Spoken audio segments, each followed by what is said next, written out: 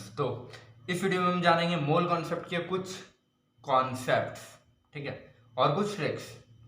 तो ट्रिक बोलो या कॉन्सेप्ट बोलो, इसमें ऑलमोस्ट चीज़ें थोड़ी सिमिलर रहेगी क्योंकि इसमें मेजोरिटी कॉन्सेप्ट है, ट्रिक एक या दो ही है, बट जो इसके कॉन्सेप्ट्स है वो कोई ट्रिक से कम नहीं है। तो आपके लिए सारी चीज़ें इंपॉर्टेंट है, तो जैसे जैसे मैं बताते जा रहा हूँ आप पढ़ते जाइए, और ये चीज़ आपको क्वेश्चन सॉल्व करने में बहुत हेल्प करेगी क्योंकि मोल कॉन्सेप्ट में टोटल 2-3 कॉन्सेप्ट ही है जो मुझे दिखे करने के बाद क्वेश्चन। मैंने अप्रॉक्स मोल कॉन्सेप्ट के 600-700 क्वेश्चन लगाए थे, और उनमें जो overall majority of the question में जो चीज़ें अप्लाई हो रही थी या मेजोरिटी ऑफ द जो क्वेश्चन आते हैं वो उसी पैटर्न से सॉल्व होते हैं जो मैं आपको बताने जा रहा हूँ। कोई 2 या 3 टाइप के पैटर्न हैं। तो चलिए हम स्टार्ट करते हैं मोल कॉन्सेप्ट की ट्रिक नंबर 1, जो कि लिमिटिंग रिएजेंट पे बेस्ड है। जब भी आपको कोई रिएक्शन दी जाती है तो रिएक्शन में प्रोडक्ट और रिएक्टेंट दोनों चीज़ें होगी। तो प्रोडक्ट और रिएक्टेंट, तो रिएक्टेंट में जो चीज़ सबसे पहले ख़त्म हो जाएगी वो उसका लिमिटिंग रिएजेंट होगा, क्योंकि अगर एक चीज़ ख़त्म हो गई तो दूसरे से रिएक्ट कोई करेगा ही नहीं, तो दूसरी बची हुई रह जाएगी। तो पहली जितनी रिएक्ट हुई उतनी ही मतलब ये भी रिएक्ट होगी। तो चलो उसको समझा देता हूँ मैं आपको। लिमिटिंग रिएजेंट का फॉर्मूला होता है मोल या फिर volume upon coefficient of stoichiometry. Coefficient of stoichiometry का मतलब होता है वो नंबर जो हमारे एटम या मॉलिक्यूल के आगे प्रेजेंट है, यहाँ पे 1 या 3 या 2। और मोल जो आपको या तो गिवन होगा क्वेश्चन में या फिर वेट दिया होगा तो उससे आप निकाल सकते हैं मोल, या फिर वॉल्यूम गिवन होगा। तो लिमिटिंग रिएजेंट लोवेस्ट होना चाहिए, ठीक है। तो जिसका भी लिमिटिंग रिएजेंट की वैल्यू लोवेस्ट आई वो सबसे पहले ख़त्म होगा और रिएक्शन में इंपॉर्टेंट पार्ट लेगा। N2+3H2 एग्जाम्पल ले लेते हैं, इक्वल टू 2NH3। क्वेश्चन में दिया हुआ 28 ग्राम और ये 12 ग्राम दिया हुआ है, और ये हमको फाइंड करना है, ठीक है। तो ये फाइंड करने के लिए हमको पहले देखना पड़ेगा कि कौन लिमिटिंग रिएजेंट, मतलब कौन पहले ख़त्म हो जाएगा। जो पहले ख़त्म हो जाएगा उतना ही क्वांटिटी में ये भी ख़त्म होगा और बचा हुआ बच जाएगा। तो मोल इसके निकाले, given mass upon molar mass equal to 1। इसका गिवन मास अपॉन इसका मोलर मास, हाइड्रोजन का आएगा 2, 6। इसे आया इसे आया, इसका गिवन मास कुछ दिए नहीं है, फाइंड करना है, अपॉन मॉलिकुलर मास का 7। इसको टोटल मैंने इसका मोल ले लिया, इसका 1 मोल, इसका 6 मोल, इसका मैंने मोल लिख दिया है, या फिर x/17 मोल बोलो।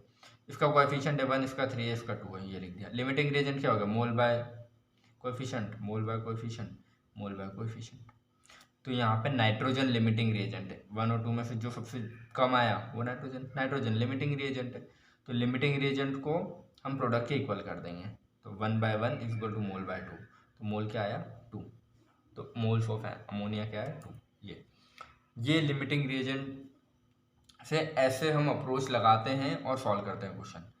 तो ये आप जब क्वेश्चन करोगे ना तो आपको क्वेश्चन पे समझ में आएगा कि कैसे करना है, जब आगे आपको क्वेश्चन आएंगे।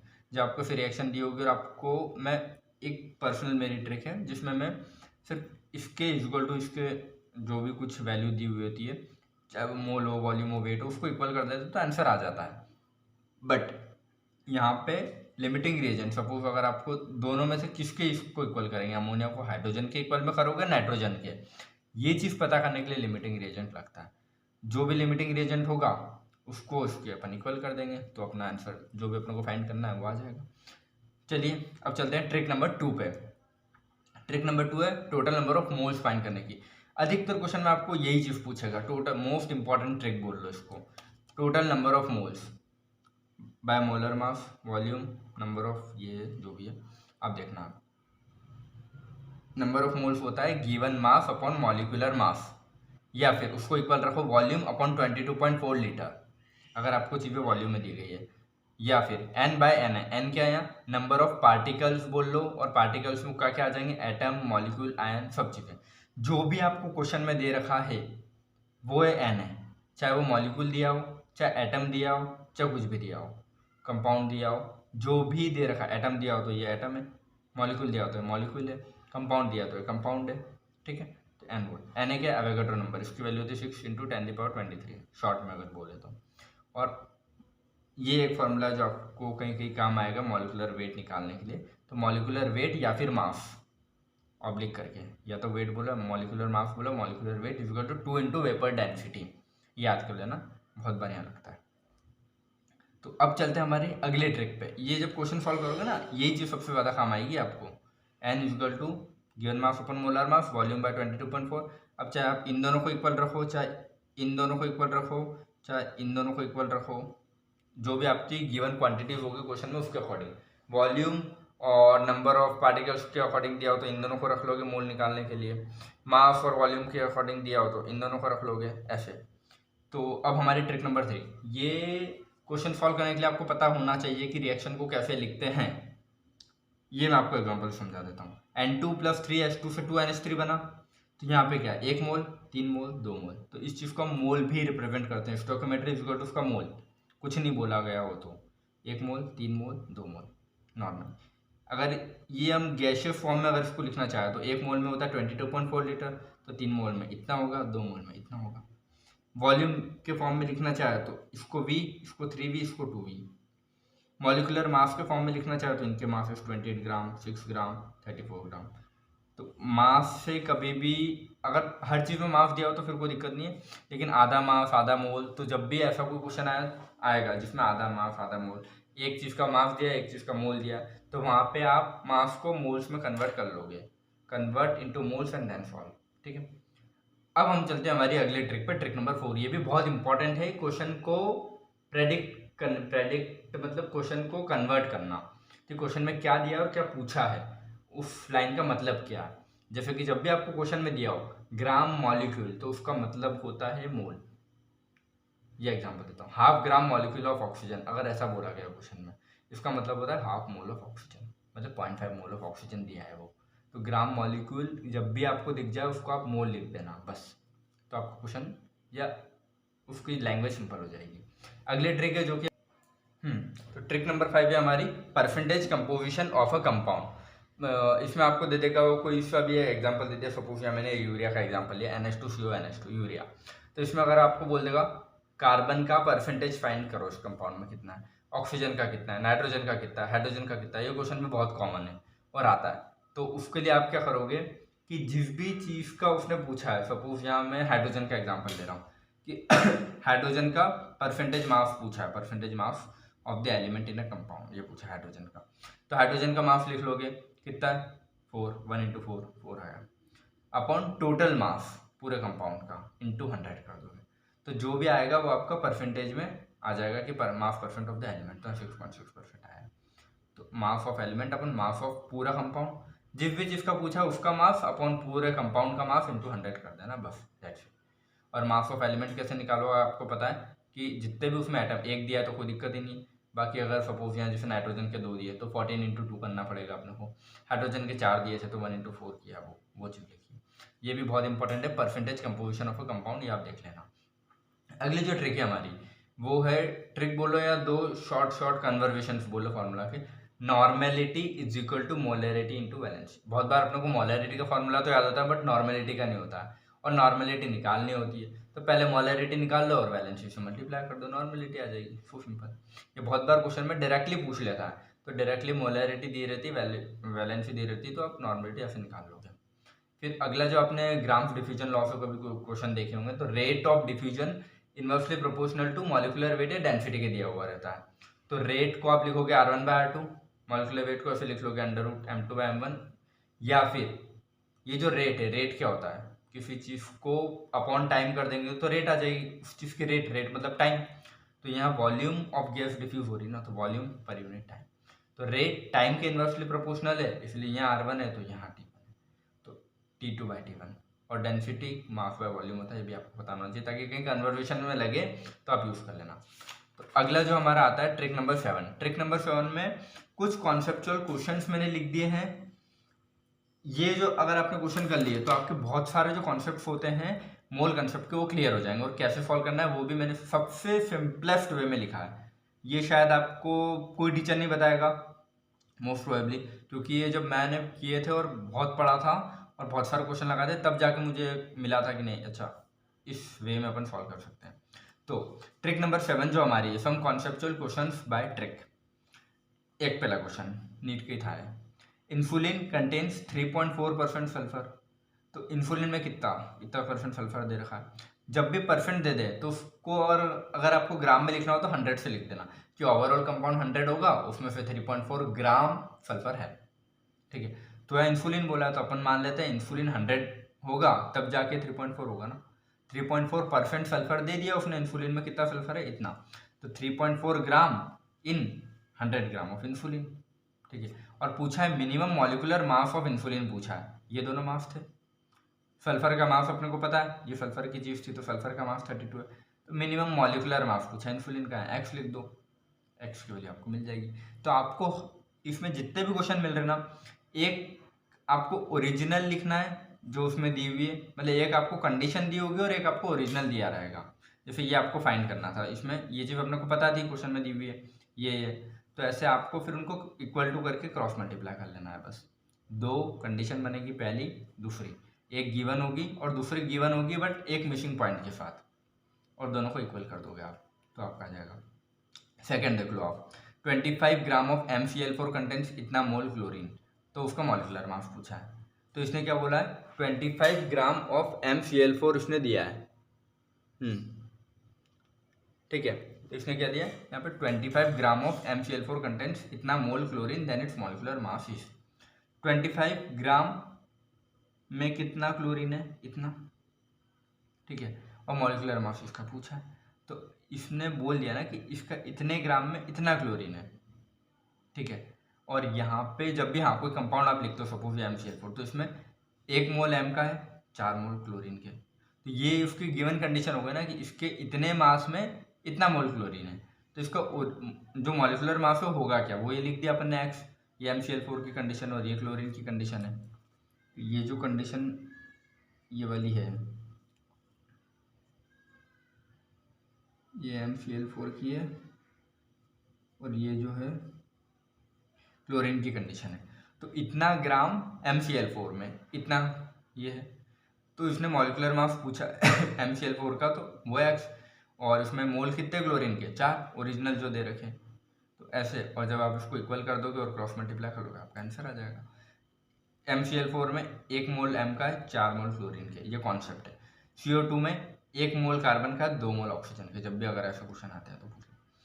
अगला क्वेश्चन है 8 FTP 5.6 litre of a gas weight 60 gram, उसकी वेपर डेंसिटी क्या है पूछी। वेपर डेंसिटी बताया था मैंने उधर पीछे। मॉलिक्यूलर वेट क्या होता है, 2 इंटू वेपर डेंसिटी, तो मॉलिक्यूलर वेट आपको निकालना है कुल मिला के इसमें, ये वही सेम पहले जैसे कि 5, अब इसमें देखो वॉल्यूम दे दिया इसने 5.6 लीटर ऑफ अ गैस दिया है, तो उसको मैं 1 मोल मान रहा हूँ। ठीक है, गैस को 1 मोल मान लिया मैंने। 5.6 लीटर में कितना वेट है, 60 ग्राम है, तो 1 में कितना होगा ऑफ अ गैस वेट इतना, तो उसका ओरिजिनल 22.4 1 मोल मतलब इतना होता है, तो उसमें कितना एक्स, बस ये आ जाएगा आपका। यहाँ से एक्स निकला, ये आपका मॉलिक्यूलर वेट आ गया, लीटर से लीटर कट जाएगा तो वेट बचा, तो ये आपका मॉलिक्यूलर वेट आ गया, ये ग्राम लिख देना उसको पीछे, और मॉलिक्यूलर वेट यहाँ रख दोगे, वेपर डेंसिटी आ जाएगी, सिंपल। अब ये अगला तो how many atoms are present in 49 gram of H2SO4, जब ये दिया जाए तो इसमें आपको एटम्स पूछ लिया, तो एटम्स क्या होगा, N = N/Na वाला, तो मोल आप निकालोगे, वेट दिया हुआ है 49/98, इसका मॉलिक्यूलर मास होता है H2SO4 का 98, तो ये हो गया 1/2। अब H2SO4 में टोटल आप देख लो एटम्स कितने हैं, 2 इसके, 1 इसका, 4 इसका, तो टोटल हो गए 7 एटम्स हो गए H2SO4 के। तो ये जो फॉर्मूला उधर मैंने पीछे बताया था आपको, जो सबसे इंपॉर्टेंट फार्मूला था N = N/Na वाला, तो N यहाँ बताया था मैंने नंबर ऑफ पार्टिकल्स, पार्टिकल का मतलब था यहाँ पे आपको चाहे एटम दिया होता, चाहे मॉलिक्यूल दिया होता, चाहे कंपाउंड, तो यहाँ H2SO4 दिया है ना, तो N क्या है यहाँ पे, H2SO4 पूरा कंपाउंड है, तो यहाँ पे जो भी आपको मिलेगा N की वैल्यू पूरे कंपाउंड की वैल्यू मिलेगी, ये पूरा कितना है, तो नंबर ऑफ मोल्स तो अपने आ गए, ये रहा N/Na, N यहाँ से अपना आ जाएगा Na/2, Na की वैल्यू होती है, चाहे आप पुट करो या मत करो, N में कर देना, बट यहाँ मैंने करके बता दी, तो Na/2, तो यहाँ पे जब आपको N की वैल्यू Na/2 मिल गई है, तो ये आपको पूरे कंपाउंड की वैल्यू मिली है, बट उसमें उसने पूछ रखा है कि हाउ मेनी एटम्स, तो टोटल एटम्स इसमें 4 5 6 7 है, तो टोटल नंबर ऑफ एटम्स पूछे तो 7 का मल्टीप्लाई कर देंगे। अगर इसमें वो पूछता ना कि total number of hydrogen atoms, तो यहाँ 2 का मल्टीप्लाई करते हैं,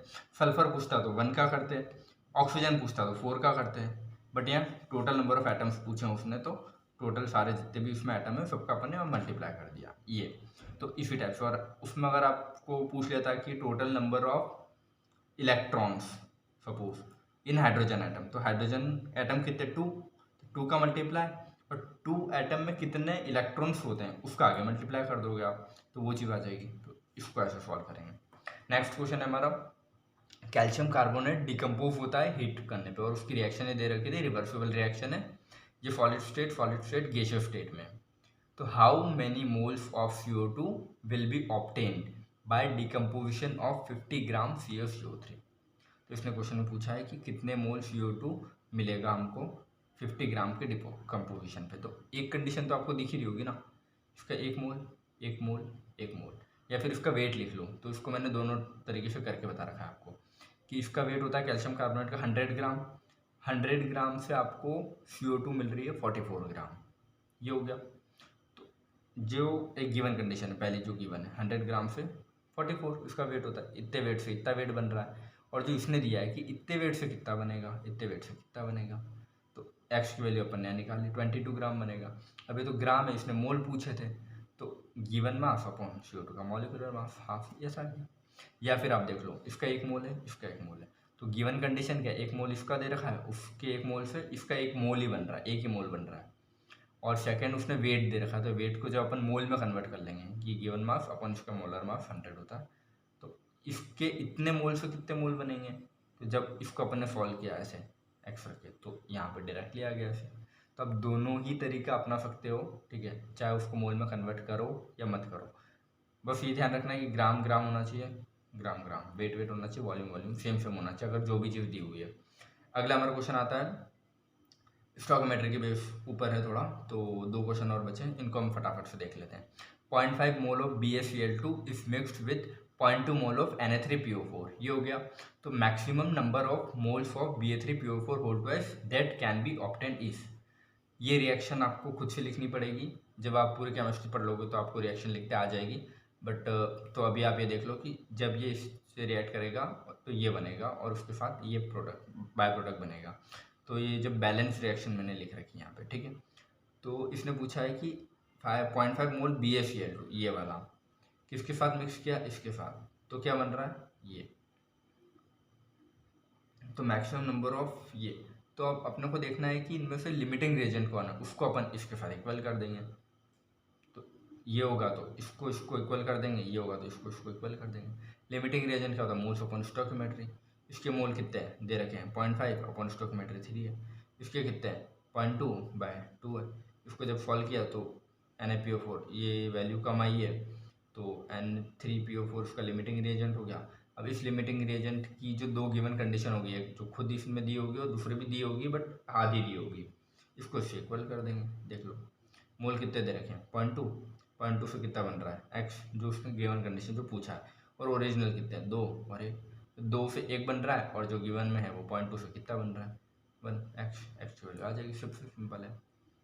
अगला और लास्ट क्वेश्चन है। तो देखो ये अभी तक मैंने जितने भी आपको बताया ना, यही बेसिक कॉन्सेप्ट है मोल कॉन्सेप्ट के, जो कि आपको मोस्ट ऑफ द क्वेश्चन में लग जाएंगे। और ये जो चीज़ मैंने बताई कि इतने में इतना और इतने में इतना, बस यही करना है पूरे मोल कॉन्सेप्ट में, और कुछ नहीं है। और कहीं कहीं वो n वाला फार्मूला लग जाएगा, बस इससे ज़्यादा कुछ नहीं आएगा। और कुछ क्वेश्चन हैं जो फार्मूला बेस्ड हैं, तो उनके आपको फार्मूला ही याद होने चाहिए, बट जो कॉन्सेप्ट है वो यही है जो मैंने आपको इतने क्वेश्चन में करके बता दिया है बस ये। तो इनको आप बहुत अच्छे से कर लेना, इनके कॉन्सेप्ट्स को सीख लेना, बाकी क्वेश्चंस में कॉन्सेप्ट लगाने की कोशिश करना, लगेंगे मोस्ट ऑफ द क्वेश्चन में ये सारा कॉन्सेप्ट लगेगा। इसलिए मैंने आपको इतने सारे एग्जाम्पल यहाँ लिख के बता रखे हैं। और ऐसे ही अगर आपको सारे चैप्टर्स के कॉन्सेप्ट या फिर शॉर्ट ट्रिक्स चाहिए, इसमें इतनी शॉर्ट ट्रिक्स थी नहीं, तो बाकी चैप्टर्स में तो है ना, तो जिन जिन चैप्टर्स में आपको जितनी ज़्यादा शॉर्ट ट्रिक्स मुझे मिल पाएगी मैं आपको सारी प्रोवाइड करवा दूंगा एक ही लेक्चर में। मोल कॉन्सेप्ट का एक लेक्चर बना जिसमें सारे ट्रिक्स या शॉर्ट ट्रिक्स बोल लो या कॉन्सेप्ट बोल लो सारे मैंने लिख दिए। ऐसे आपको जितने भी चैप्टर केमिस्ट्री के हैं, फिजिक्स के और बायोलॉजी के हैं, वो सारे मैं अपलोड कर दूंगा। तो आप डेली बने रहिएगा चैनल पे, ताकि आपको सारी चीज़ें एक साथ एक ही वीडियो में मिल जाए, ऐसा एक एक चैप्टर की। तो लास्ट क्वेश्चन हमारा बचा है, ये हम कंप्लीट कर लेते हैं। 100 ml of PH3 on heating forms P4 and N2, इसकी रिएक्शन हमने लिखी बैलेंस रिएक्शन। वॉल्यूम चेंज पूछा है उसने, वॉल्यूम मतलब गैस का वॉल्यूम होगा ना, तो ये गैस गैस, ये इस क्वेश्चन में जो चीज़ छुपी हुई थी वो ये थी, वॉल्यूम चेंज पूछा था, ठीक है। अब तो इसका और इस चीज़ को इक्वल करना था। ये 4 है, ये 6 जो क्वेश्चन में पहले से दिया है, तो उसी चीज़ को हम वॉल्यूम के फॉर्म में लिखेंगे तो ml में लिख दिया अपन ने। और गिवन क्या दिया इसने, इसका 100 ml दे दिया और इसका x पूछा है, तो बस इस जो अगली जो थर्ड इन दोनों को इक्वल कर दो, इन दोनों को इक्वल कर दो, ये बस यहाँ से x इक्वल कर देंगे, क्रॉस मल्टीप्लाई किया, x की वैल्यू आ जाएगी। तो x की वैल्यू क्या आई 150 ml टोटल। तो पहले वॉल्यूम 100 था, फिर 180 ml हो गया, तो वॉल्यूम में चेंज कितना आया, 50 का इंक्रीज हुआ है। बस ये सिंपल क्वेश्चन था। तो जितने भी कॉन्सेप्ट्स हैं मोल कॉन्सेप्ट वाले चैप्टर के, इस चैप्टर के, वो मैंने आपको most of the concept in questions के अंदर करवा के बता दिए हैं। और ये कुछ एक दो चीज़ें थी कि आपको रिएक्शन को कैसे एनालाइज करना है, वो ये था, ये मोल का फॉर्मूला था आपका, और ये लिमिटिंग रीजन की ट्रिक थी। और कभी भी गिवन मॉलिक्यूल दिया जाए तो उसको मोल लिखते हैं, ये चीज़ था। और यहाँ पे कभी रेट वाली चीज़ दिया जाए तो उसको टाइम के साथ कैसे इक्वेशन में बिठाना है, वो चीज़ आप देख लो। ये हो गया हमारा मोल कॉन्सेप्ट के मोस्ट ऑफ द ट्रिक्स। तो इसी तरह जो नेक्स्ट जो भी हमारा वीडियो आएगा केमिस्ट्री का, उसमें हम सारे मतलब जो भी चैप्टर है उसकी सारी ट्रिक्स या उसके जो ऐसे कॉन्सेप्ट्स हैं वो सारे उसमें डाल देंगे, ताकि आपको एक वीडियो में सारी चीज़ें मिल जाए। सो एंड तक इस वीडियो को देखने के लिए थैंक यू सो मच। और आई होप कि आपको कुछ ना कुछ वैल्यूएबल इन्फॉर्मेशन मिली होगी इससे, और आपके क्वेश्चन अब थोड़ा इजीली सॉल्व हो जाएंगे। So thank you so much, bye bye.